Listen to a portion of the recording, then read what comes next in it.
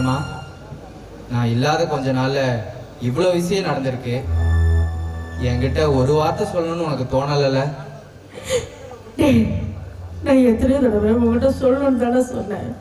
ஆனா உங்க அப்பா தான் உங்ககிட்ட சொன்ன நீ துடிச்சு போயிருவேன், இதையுமே அவங்ககிட்ட சொல்லக்கூடாதுன்னு என்கிட்ட சத்தியம் வாங்கிட்டாருடா. யாரோட மனசும் வலிக்க கூடாதுன்னு மொத்த வலியும் தன்னோட நெஞ்சில ஏந்திக்கிட்டு இங்க வந்து படுத்து கிடக்குறாரு. இவருக்கு பிள்ளையா பிறந்து என்னமா பிரயோஜனம்? அவருக்குன்னு நான் என்னமா பண்ணிட்டேன்? அவருக்குன்னு என்ன பண்ணிட்டேன்னு நீ துணியா துடிக்கிற. ஆனா உங்க அண்ணன் எனக்கு என்ன பண்ணீங்கன்னு, எனக்கு என்ன பண்ணி கிழிச்சிங்கன்னு உங்க அப்பா பார்த்து கேட்டான்னா. அந்த நாயை பத்தி நீ பேசாதம்மா. எல்லாம் என் தப்பு. உங்களை விட்டு நான் போயிருக்க கூடாது.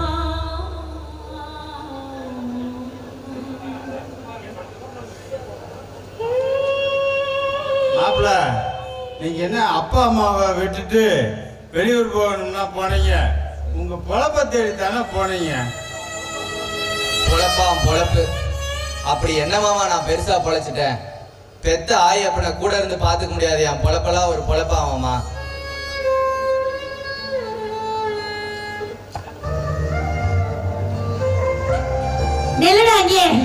அம்மா என்ன மன்னிச்சுக்குமா. ஒரு எட்டு கூட எடுத்துக்க கூடாது. எதுக்காக? உங்க அப்பா இருக்காரா இல்ல செத்துட்டாரான்னு பார்க்க வந்தியா?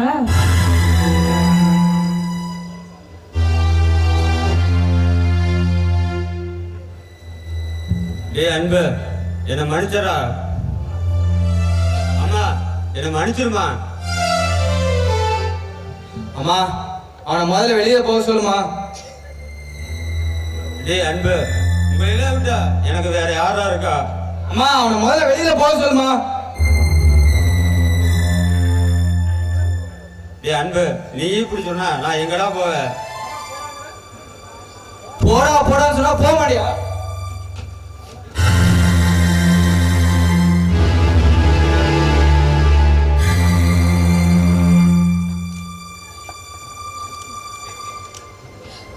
அன்பு, எங்களை மன்னிச்சிருங்க. நாங்க ஏதோ தெரியாம தப்பு பண்ணிட்டோம். எங்களுக்கு பட்டாதான் புத்தி வரும்னு சொன்னாங்க. அதே மாதிரி பட்டுட்டோம். இப்ப திருந்தி வந்திருக்கோம். எங்களை ஏத்துக்கோங்க. அண்ணி, எங்கேயோ அரசு நாட்டு மந்தையில் ஆடு மேய்ச்சிட்டு இருந்த உங்களை இந்த வீட்டு மருமலாக்கி அழகு பார்த்தது எங்க அப்பா. அவரை நீங்க என்னென்ன வார்த்தையெல்லாம் சொல்லிட்டீங்க. அப்பவே அப்பா சொன்னாரு அகலக்கால் வைக்காது அகலக்கால் வைக்காதுன்னு. அப்ப சொன்னது புரியல, இப்ப புரியுதா? என்னடா எல்லாத்தையுமே தொலைச்சிட்டியா? இதெல்லாம் நடக்க கூடாதுதான்டா உங்க அப்பா உனக்கு குழந்தைக்கு புத்தி சொல்ற மாதிரி சொல்லிட்டு இருந்தாரு. ஆனா எவனோ ஒருத்தன் சீனி மாதிரி பேசினாங்கிறதுக்காக அவன் பேச்ச நம்பின. ஆனா உங்க அப்பா உன் மேல அக்கறைப்பட்டு பேசின அவரை துச்சமா நினைச்சு தூக்கி எறிஞ்சிட்டு போன. இப்போ நீ அனுபவிக்கிறடா.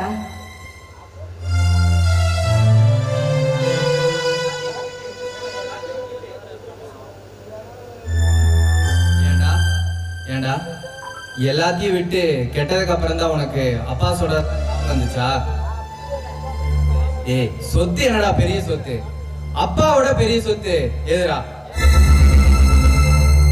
ஏய், எல்லாரும் செத்ததுக்கு அப்புறம் தான்டா கொல்லி வைப்பாங்க. ஆனா நீ அப்பா உயிரோடு இருக்கும் போதே கொல்லி வச்சுட்டியடா.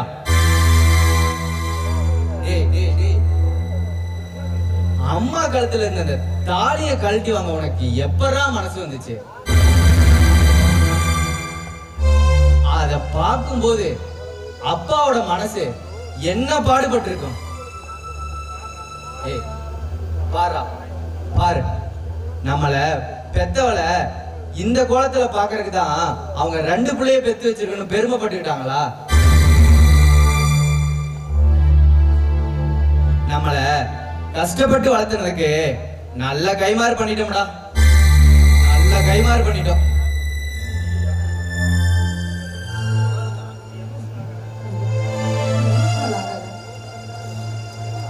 ஏன் இப்போ எவ்வளோ எமோஷனல் ஆகிட்டு இருக்க? இப்போ மாமா எப்படி இருக்காருன்னு பாருங்க.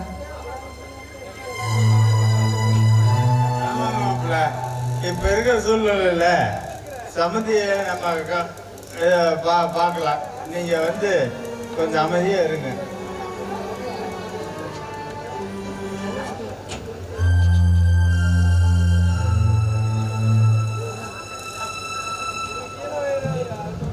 நான் சொல்றது எமோஷனல் இல்லாம கேளுங்க. அவரோட உங்க அப்பாவோட நிலைமை கொஞ்சம் கிரிட்டிக்கலா தான் இருக்கு. அவருக்கு உடனடியா ஹார்ட் ஓப்பன் சர்ஜரி பண்ணணும். டாக்டர், சர்ஜரி பண்ணிட்டா ஒன்றும் ஆகாதுல, அப்பா பழைய நிலைமைக்கு வந்துடுவார்ல? மிஸ்டர் அன்பு, நீங்க படிச்சீங்க, நான் சொல்றதை கொஞ்சம் புரிஞ்சுக்கன்னு நினைக்கிறேன். அவருக்கு வந்திருக்கிறது 3வது அட்டாக். அதனால 100% பாசிட்டிவ்னு சொல்ல முடியாது, நெகட்டிவ்னு சொல்ல முடியாது. எல்லாம் அந்த ஆடவங்க தான் இருக்கு. எங்க டியூட்டியை நாங்கள் செய்கிறோம்.